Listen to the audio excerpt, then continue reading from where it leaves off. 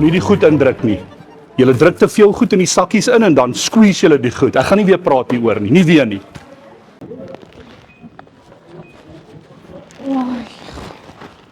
Dat is maar moeilijke man, hè. Ja, dit is nou maar baie.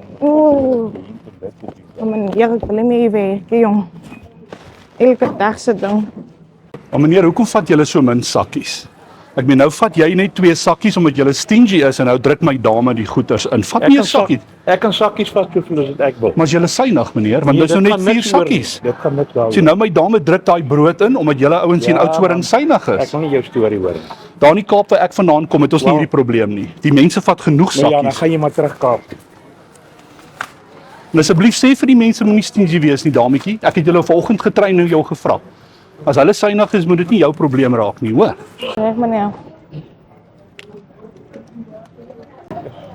En my lewe het ek net so iets. Elke dag, meneer. Bye-bye, meneer. Mooie dag. Bye. Meneer, ons het 'n kamera hier, ons maak 'n film. My naam is JD Heinz. Kyk ons lekker smaal, die dames is deel van dit hier agter. Kyk ouens daar bo, ek al lank al geplant. Meneer, is jy okay as ons dit in die film gebruik?